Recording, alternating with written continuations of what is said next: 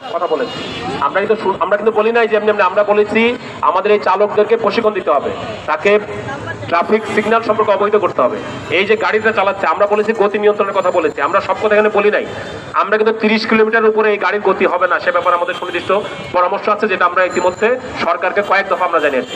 আমরা বলেছি এই গাড়ির গতি 30 কিলোমিটার অধিক হতে পারবে না, সেই সিস্টেমটা এই ডিজাইনের মধ্যে থাকতে হবে, এটা আমরা বলেছি।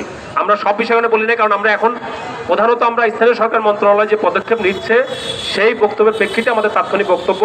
আর আমাদের এই বইটা আছে সংগ্রাম পরিষদের, এই বইটার মধ্যে আমরা আমাদের বিস্তারিত আলোচনা আছে, এবং আমরা আশা করছি যখন আমাদের দাবিনামা তৈরি করবো এবং স্মারকলিপি দিব, সেখানে আমরা সেই সুনির্দিষ্ট কথা থাকবে।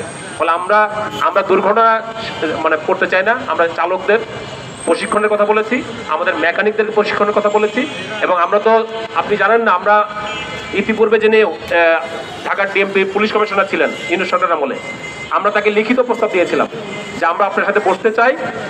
আমরা বলেছিলাম ঢাকা মহানগরের প্রতিটি থানায় আপনারা বৈঠক করুন, সেখানে রিক্সা চালক থাকবে, মালিক থাকবে, গ্যারেজ মালিক থাকবে, ওখানে পুলিশ কর্মকর্তারা থাকবেন, স্থানীয় যোগ্যমান্য ব্যক্তিরা থাকবেন, তারা মিলে আমরা সেখানে সচেতনতামূলক পদক্ষেপ নিব।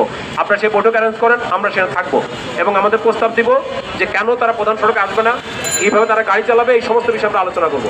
কিন্তু ওই ডিএমপি কমিশনার সাহেব তাকে স্মারকলিপি আমি চিঠি দিয়ে, আমরা সংগ্রাম পরিষদ থেকে আনুষ্ঠানিকভাবে চিঠি দিয়েছিলাম বৈঠকের জন্য, তিনি বিদায় নিয়েছেন, কিন্তু আমাদের সাথে বৈঠক করার সুযোগ হয়নি। কিন্তু ওই সময় আমরা জানি উনি অসংখ্য মালিকদেরকে নিয়ে বৈঠক করেছেন, কারা সেই মালিক আমরা জানি না, তাদের সাথে বৈঠক দিন 2 দফা করেছেন। ফলে প্রশাসনের এই যে গাফিলতি, এরকম উদাসীনতা একটা সেক্টরকে দিন দিন আমরা দেখছি যে একটা আমরা আজকে যেই ভয়াবহতা দেখছি অথবা যে কথাগুলো আমরা আশঙ্কা প্রকাশ করছি সেই জায়গায় আনতে বাধ্য করেছে।